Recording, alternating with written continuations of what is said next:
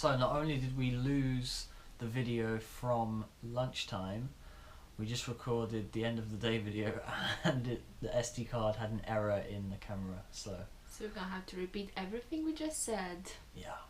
Right, so let's get to it.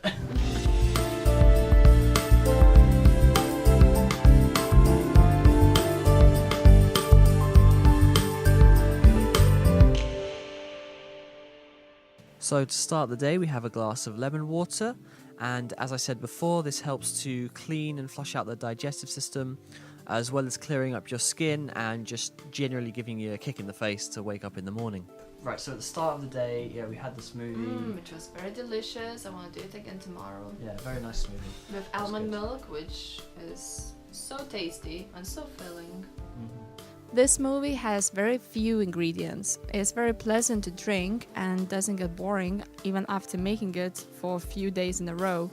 You can even freeze your ingredients to make them last longer, and frozen fruits make a nice chilled smoothie on a sunny day. Then at lunchtime we went out to watch a show, so we actually took with us some nut ball, vegan raw protein balls that Anthony's mom made. Then we had some other nuts, fruits, dried fruits. It's our little picnic in a park. Yeah. Oh, I weighed myself. I lost probably just under 1 kilogram. Basically, I weighed naked. Just say it. Yeah, basically, I weighed myself when I was naked, and it was 76. And I was there. And and then I just weighed myself now with clothes on, and it was 75.7. So I lost 300 grams, but I put on some clothes, so probably about 1 kilogram in 2 days. It's good for weight loss then, I guess. Even though we have big portions, we can still go for a run after, be active. Yeah. You don't have to lie down to digest the food. A steak. I just feel like at this point that, you know, we'll do some more reading into the reasons for and against the raw vegan diet, but right now, like from what I've read, I completely agree with cooking. You can do things like where you're searing the food or overcooking, and that can be bad, but heating food is definitely good for releasing some of the energy inside. It's better for absorption. Makes sense. I just feel like not cooking food is just taking a step backwards. However, we save so much time because now we just chop some vegetables up, put it in a blender, or just chuck it in a bowl and eat it. I love that, you know? Oh, we found some good recipes, so there's actually a lot of cool things you didn't realize you can do, like today I made a soup, raw vegan soup, which was celery and cashew nuts, and it was very creamy and delicious. Yeah. Tomorrow we can make tomato soup. Yeah, that's cool. So yeah, we're kind of experimenting as we go along, just chucking ourselves in and seeing how it goes, really. So hopefully this video does not corrupt, and we'll see how day 3 goes. I'm not filming it a third time. Alright, if you see this, then that means we succeeded. Bye bye! For our dinner, Anthony desperately wanted some guacamole. We swapped corn chips for carrots and celery, which actually wasn't bad. You can add different ingredients to this or change things around to suit your taste. So long as you have avocado, tomato and onion as a base, you can't go wrong.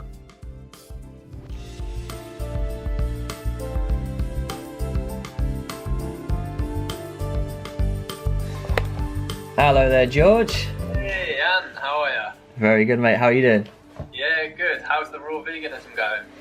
It's been going alright. Yeah, we've hit the first day on the second day now, and it's going well. I feel light, fresh, full of energy. So not too bad at all. Alright. But let's so I wanted to ask you another question today. You know, you're obviously our vegan guru here.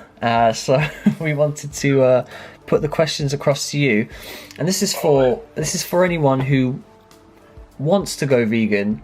But you know, there's obviously going to be some conflicts, internal dialogue going on, and what's going to be the challenges that you face. So I wanted to ask you, what challenges did you face when you first went vegan, and what cravings or anything like that did you have? I think people are the hardest thing about first going vegan, because it's almost like coming out when you tell when you tell your parents or something. I'm trivializing these. No, you are right. Yeah, I know exactly what you mean. Okay, people have to come out, but I mean it's sort of that. But what I'm saying is, what will happen is when you sort of for the first time tell your family, I've decided I'm going to go vegan. You will get bombarded with a load of ridiculous questions, concerns that you'll need to address and stuff, because naturally family members are concerned about things that they're not familiar with, right? It's new territory for them. And people, especially of our parents' generation, well, the vegans they know of are just skinny hippies that they met maybe one or two of them back in the 70s. They are going to get that sort of cognitive dissonance fueled meltdown from people. People are going to start saying shit that they've never even said before or would not say as part of any other conversation. People are going to talk to you about plants feeling pain. People are going to be justifying doing one thing on the basis that lions do it. Things that you just wouldn't hear as part of any other conversation. I'll give you an example.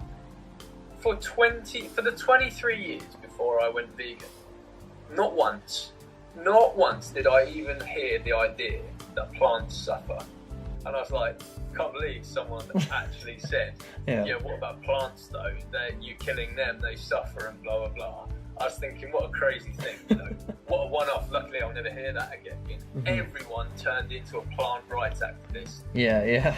They're just excuses to make them feel comfortable about what they're doing. It might be subconscious. They might not realise they're doing it. But the human brain is very powerful at entertaining a lie. People will very easily convince themselves that what they're saying is somehow true, because everyone likes to think they're ethical, but they're not. Everyone likes to think they are, but boy do they hate it when they meet someone who's living in a more ethical way than they are. And I'll just make this clear as well, for anyone who goes, oh, but vegans aren't living in a more ethical way, there's no difference, blah, blah, blah. What an absurd argument. How could you possibly say that supporting the gassing, stabbing and rape of 150 billion sentient beings every single year is the moral equivalent of simply not doing it at all? What an absurd argument to even say that it's just the same, and and to say, vegans aren't living in a better way than non-vegans. Yeah, very good point. That's definitely a very, very good point. Like we kind of started off on already, you're going to get the biggest issue that you pointed out is people are going to ask you a lot of questions. You're going to get a lot of chaff about, plants' rights and, hunting, survival, and right. Anyway, what would you say are the main questions or the main points that come up which you have to deal with on a regular basis? The first is animals eat other animals all the time. Work. And I'll address that point. This again is just a stupid argument, because some people will always go, would you tell a lion to stop eating a gazelle or something like that? Oh, right, I see. Would that person literally justify one other thing on the basis that lions do it? Lions also lick their babies' assholes. Lions also smother their young to death. Lions forcibly penetrate lionesses. I've not even heard the dirtiest rapist in court ever go, lions do it. Even an idiot rapist in court knows they would sound ridiculous if they justified the rape on the basis that lions forcibly penetrate lionesses. You're saying point one is the animals. So animals do it. Yeah, animals do it. So why can't I? That's one of the common points. Probably the most common point. The second one is, as I said earlier, the absurd idea that plants feel pain. The thing that no one ever mentioned to me once in my life for 23 years until I said that I was a vegan, and then everyone started suddenly being concerned about grass. And a very simple thing to say to them is to just say, well, firstly, I always say to them, why do you trivialise the lives of animals by saying that? Imagine if I was to say that if we were talking about a human issue. Imagine if we were talking about the Nazi Holocaust and I said, what about broccoli? You know? And yeah, so that's exactly what they're doing when they do it about animals. And hey, I don't even need to make that comparison because they wouldn't even do it for certain animals. They wouldn't say the Yulin Dog Festival. Not once has anyone ever seen a video of Yulin Dog Festival and commented on the video, plants feel pain. When it's a pig or a goose or a chicken or whatever, suddenly again. It's again, people do it to win the argument in a sense. They want to come out on top, and they can't just come and be paying heed to this information that's coming. Exactly. So second point is trivializing the animals' lives by referencing plants. Of course.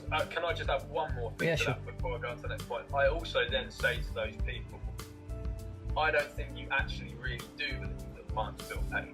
However, if you genuinely do believe this, then you need to go vegan. Why? Because it takes 10 times more plants to feed a meat eater than a vegan, due to all the plants used to raise livestock, plus all the deforestation in the Amazon, because we're growing space for cattle feed and stuff like that. There you go, perfect. So I always mention that to them.